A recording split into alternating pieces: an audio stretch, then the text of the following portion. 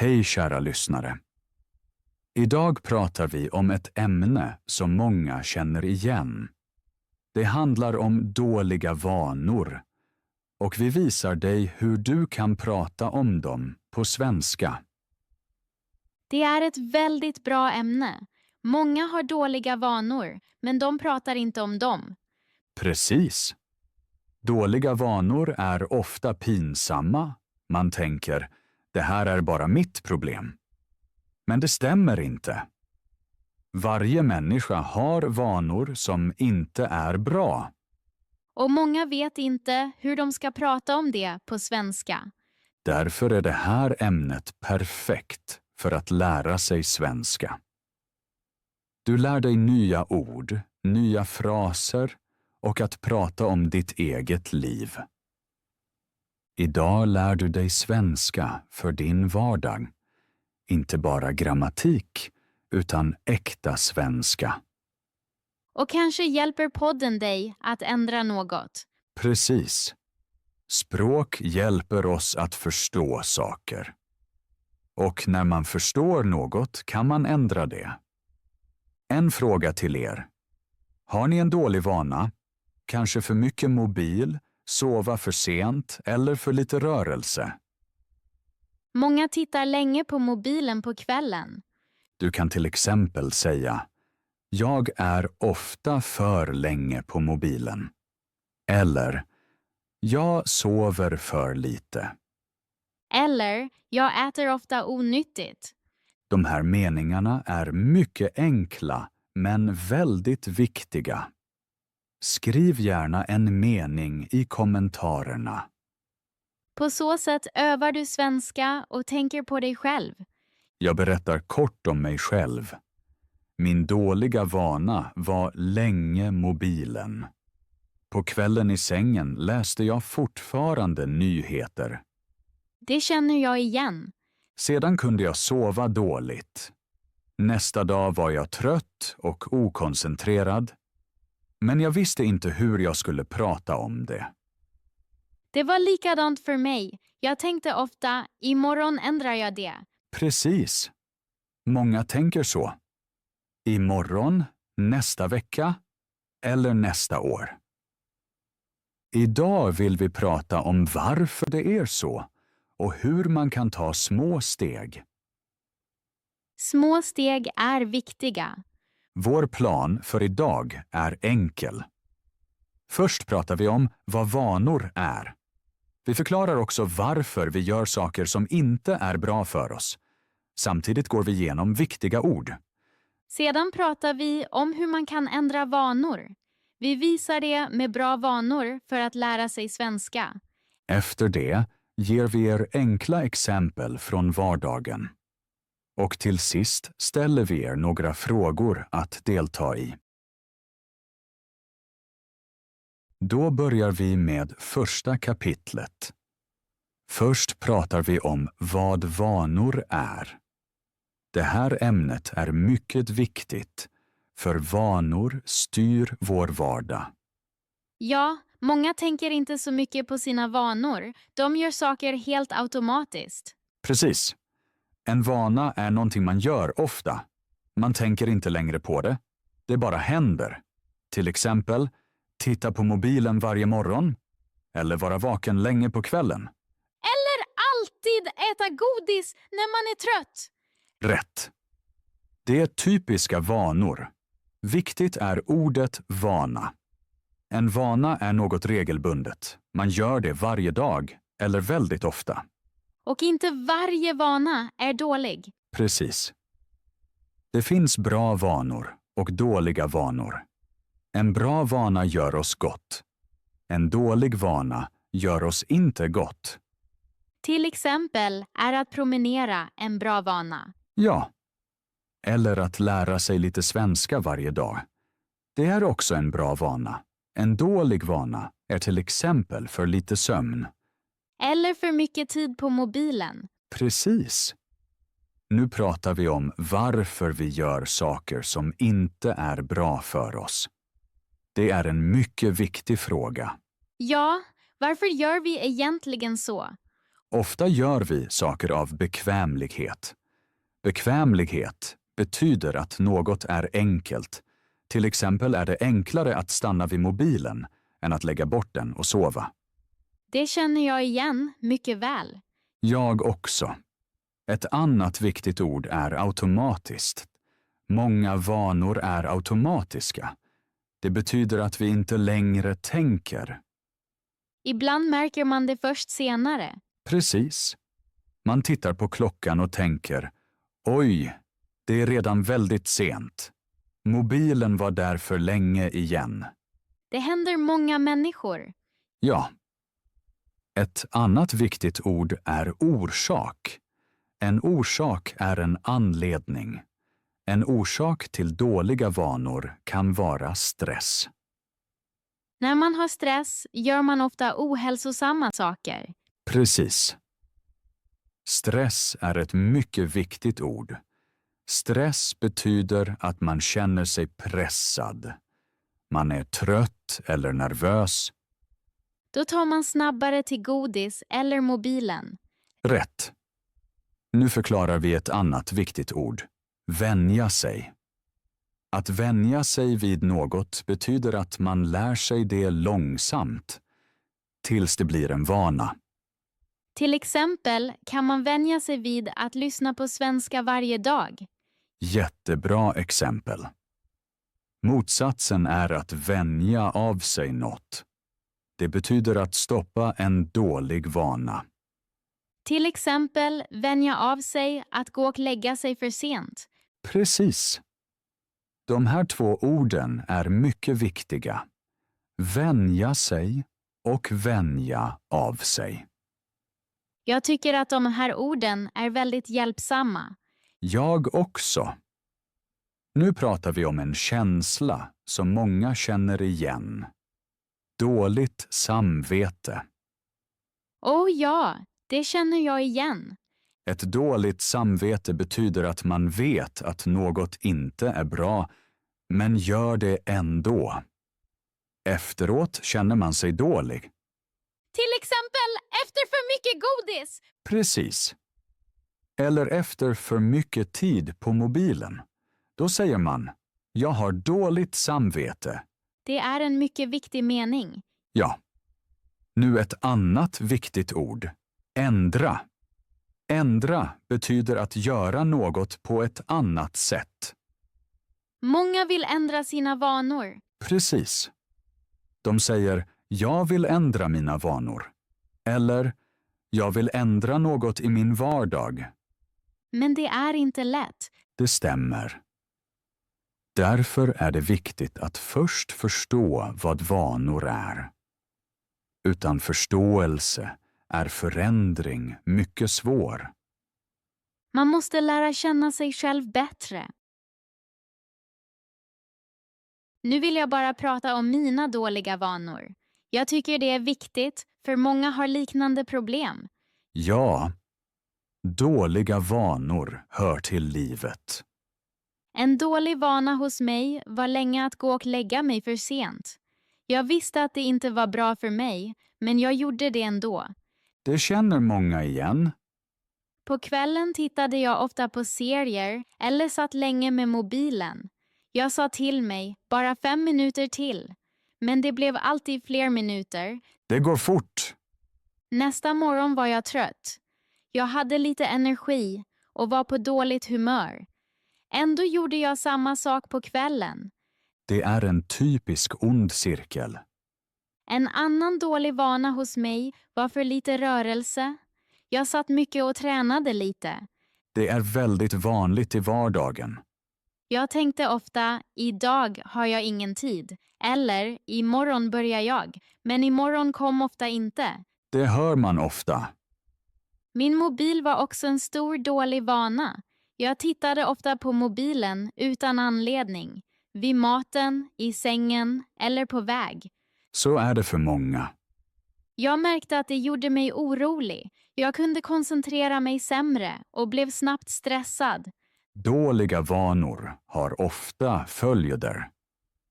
Ja, men det var viktigt för mig att förstå.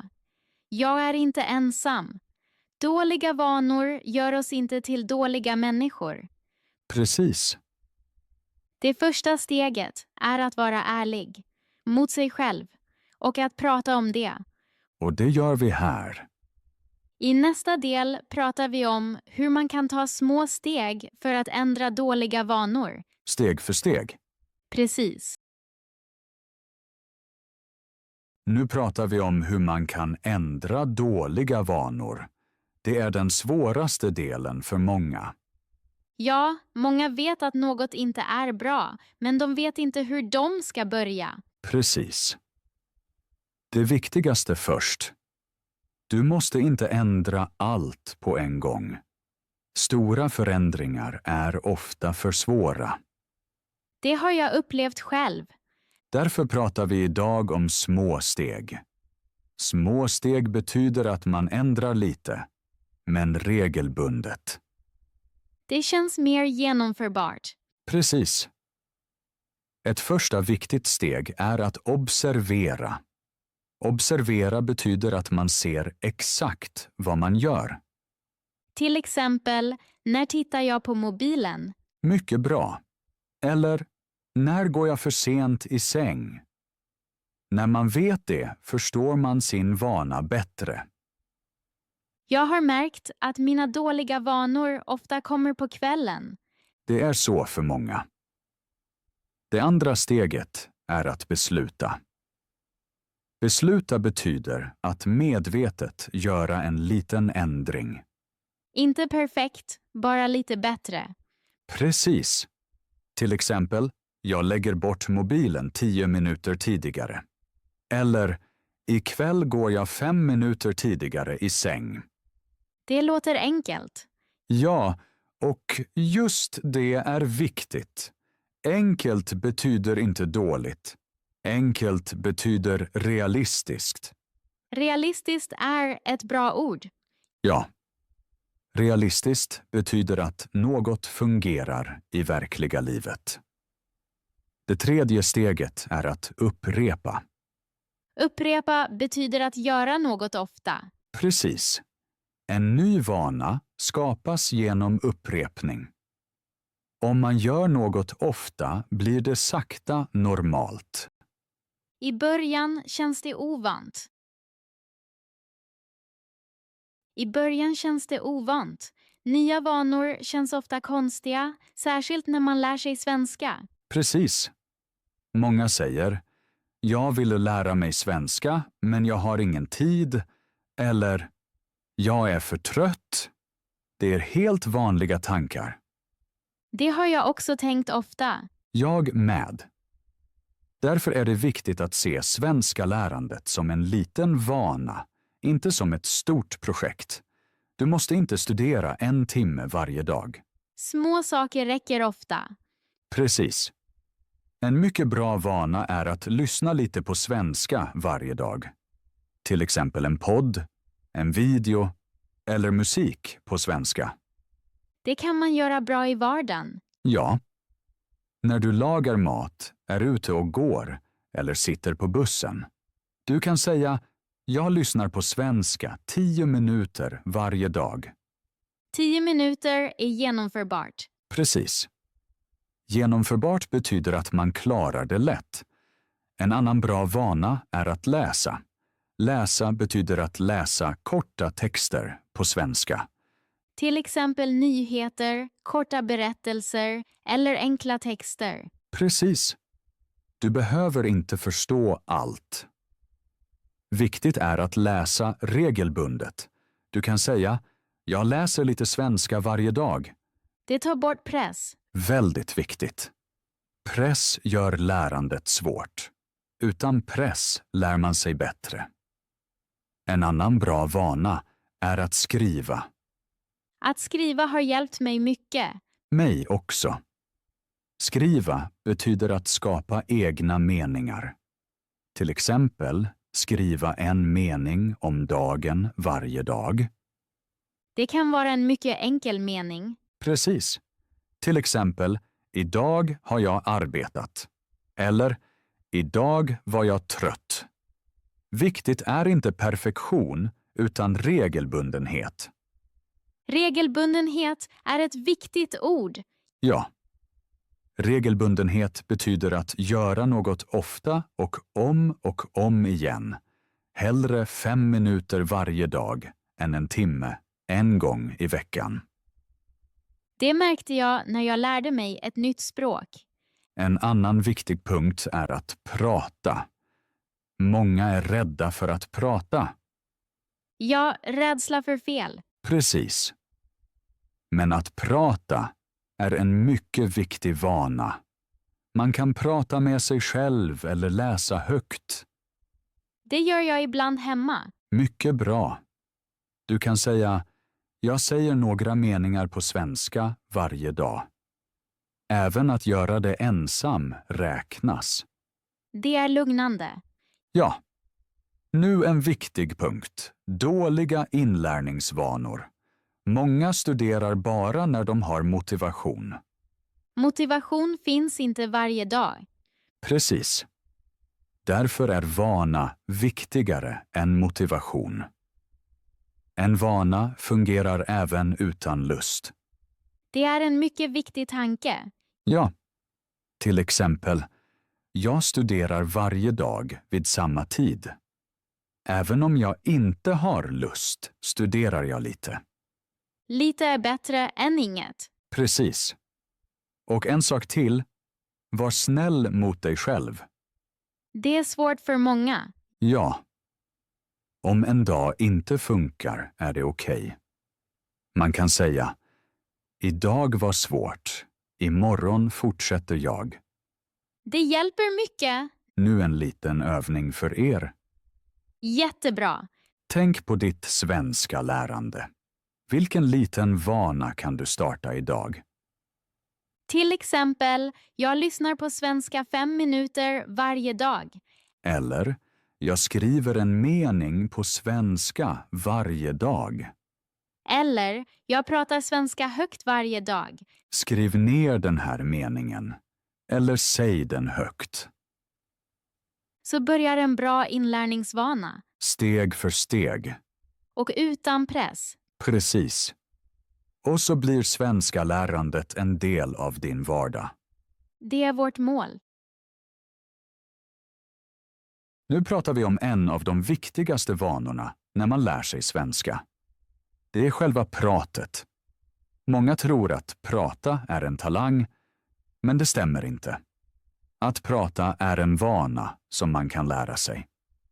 Ja, det är väldigt viktigt för mig. Förr tänkte jag är bara dålig på att prata. Men senare märkte jag hade bara ingen pratarvana. Precis. Många människor har vanan att lyssna och läsa, men inte att prata. Länge förstod jag allt, men jag var tyst. Tystnad blev min vana. Och just det är poängen. Att inte prata är också en vana. Och varje vana kan man ändra. När jag förstod det var det ett stort ögonblick för mig. Jag sa till mig själv, jag behöver inte prata perfekt. Jag måste bara prata regelbundet. Regelbundet är ett mycket viktigt ord. Ja, regelbundet betyder varje dag eller väldigt ofta, även om det bara är en mening. Precis. Att prata fungerar som att borsta tänderna. I början tänker man på det, senare gör man det automatiskt. Det är en bra bild. Jag hittade en fast tid. Varje dag pratade jag högt i 2 minuter. 2 minuter räcker. Ja, jag beskrev min dag. Till exempel, jag gör kaffe nu. Eller, jag går ut snart. Så blir pratet normalt. Precis! Och sedan händer något viktigt. Rädslan blir mindre.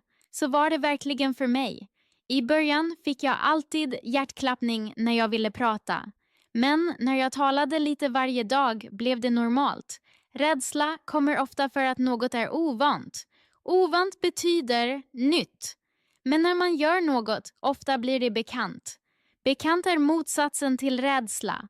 Plötsligt tänker man inte längre, åh nej, jag måste prata. Man tänker bara, jag säger något kort. Precis. Rädslan blir mindre när man gör det ofta. Det är som träning. Ju oftare du pratar, desto lättare blir det. Ett tips från mig är: koppla pratet till något du redan gör. Det är väldigt praktiskt, för då behöver du ingen extra tid. När jag lagar mat säger jag högt vad jag gör. Jag säger till exempel: jag skär grönsaker, jag kokar vatten, jag gör te nu. Eller när jag promenerar pratar jag med mig själv och beskriver vad jag ser. Så blir pratet en del av min vardag. Och det är precis en vana. Det är en mycket bra lärvana. Och du behöver inte börja med andra. Börja först med dig själv. Ja, det tar bort mycket press. Press är en stor fiende när man lär sig. Om man tänker, jag måste prata bra, då låser man sig. Låsa sig betyder att inget kommer ut. Huvudet är fullt, men munnen är stängd. Det har hänt mig ofta, särskilt när jag pratade med infödda. Men när jag övade hemma regelbundet hade jag färre låsningar. Vanor hjälper mot låsningar, för man slipper kämpa varje gång. Man gör det bara. Många lyssnare tänker kanske, men jag gör ju fel. Fel hör till. Fel visar att du pratar. Och att prata är målet. Jag har vant mig vid en mening. Det är okej att göra fel. Att vänja sig vid något betyder att göra det så ofta att det blir normalt. Och just det är pratet. Om du förstår den här podden har du redan grunden. Nu saknas bara vanan. Och den kan du börja idag. Verkligen idag. Med en enda mening. Nu blir kapitlet lugnare. Det handlar inte om prestation. Det handlar om dig. Och om vanor. Många tänker, det är fel på mig. Men ofta är det inte personen. Det är vanan. Vanor är saker vi gör ofta. Oftast sker de automatiskt. Det betyder, vi tänker inte på det. Kroppen gör det själv. Därför är vanor så starka. Och därför är de ibland svåra att ändra. Det var en mycket viktig tanke för mig. Länge tänkte jag är bara så. Jag blir snabbt stressad. Jag är ofta trött. Jag hittar ingen ro. Men senare förstod jag, det är vanor, inte egenskaper. Till exempel tog jag automatiskt mobilen på kvällen. Inte för att jag ville det, utan för att jag var trött. Jag ville koppla av. Koppla av betyder göra huvudet lugnt. Många dåliga vanor hjälper oss kort med det. Precis. Dåliga vanor är ofta inget fel. De är ett försök att hantera stress, eller press, eller trötthet. Därför är det viktigt att vara vänlig mot sig själv. Inte sträng. En bra fråga är, när händer den här vanan? På kvällen? Efter jobbet? På morgonen? När man vet det förstår man sig bättre. Och förståelse är första steget. För mig var det ofta på kvällen, alltid vid samma tid. När jag såg det blev jag lugnare med mig själv. Jag slutade kämpa, jag började fråga, vad behöver jag nu? Behöver jag vila? Behöver jag rörelse? Behöver jag en paus? De frågorna hjälpte mig. Förändring börjar inte med disciplin. Den börjar med ärlighet. Du behöver inte förbjuda dig något. Du behöver förstå dig själv. Då kan man ta små steg. Mycket små steg. Till exempel 5 minuters vila. Eller gå ut en kort stund. Eller andas djupt. Det hjälpte mig att välja bara en sak.